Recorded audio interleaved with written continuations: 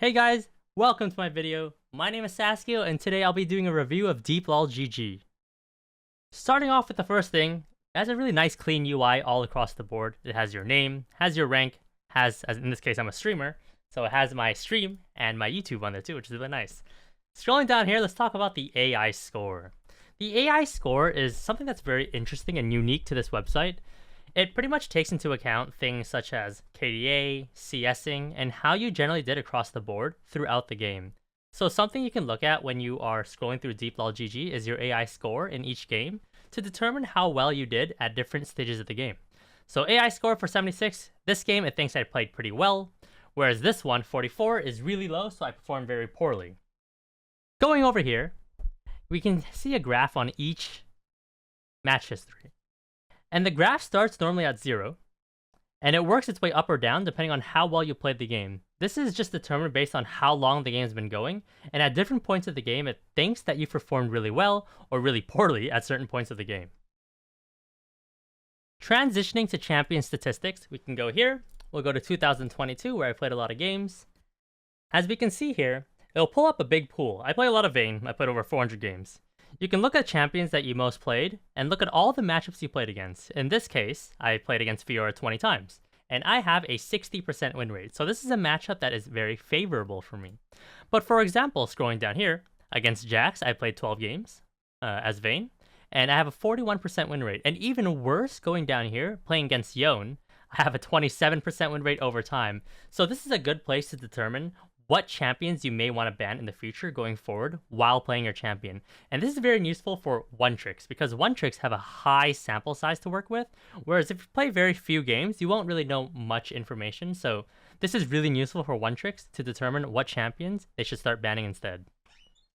Next up, let's go into the traditional champion statistics, item builds, and patch history.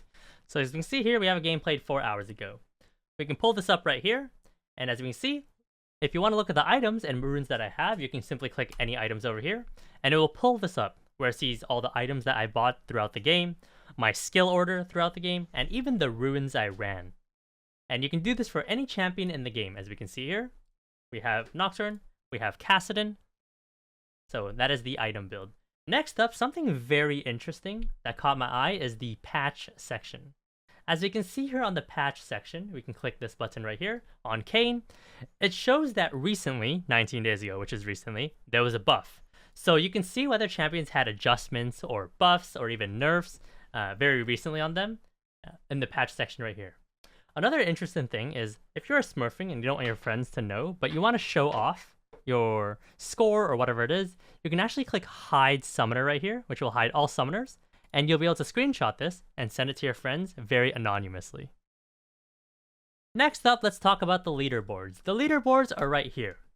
And this is very simple. You can set it to each region you want. In this case, we are in the NA region. As we can see here, you can scroll down and look at different players. For example, we have TL Honda APA, and we can check out that he's on Team Liquid Academy, and we can even click this and look at his op.gg. There's his stream, we can update it, we can see his challenger, and look at all the previous games he has. So this is a really good way for you guys to track down certain streamers. I will be on here too if I'm this high up in the ladder. I'm really far down, I'm about rank 300. But you can see a lot of different pro players and look at their op.ggs, look at the champions that they're playing on the right-hand side here to see who you would like. So for example, if you want Victor, you'd probably look at TL Honda APA because he plays a lot of Victor games, and check out his runes and masteries and go from there. One of the most interesting things about DeepLol GG is its live game function. If you go to live game over here, you'll see an AI win rate in the middle. This AI win rate will take into account all the previous games that all these players have played and look at who's performing well, who's performing poorly, and take into account all that information and create a statistic that who it believes it will win. In this case, blue team has a 38% chance of winning, while red team has a 62% chance of winning. So this is something very interesting that you can look at, but take it with a grain of salt because it is still AI. But regardless, it still is pretty accurate. It's really fun to look at and something you can look at before your games.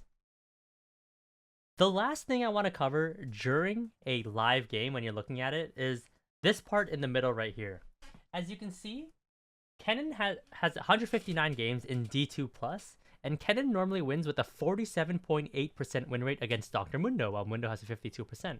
And as you look down across the board here, you can see Akshan has a 59% win rate against Azir, etc., 65 to 35, 50 to 49, and that's just another thing that you can look at to see who statistically has a better chance of winning. And this could be useful maybe if you're playing jungle and you want to see who will likely play better or who has a better matchup and looks to gank that lane.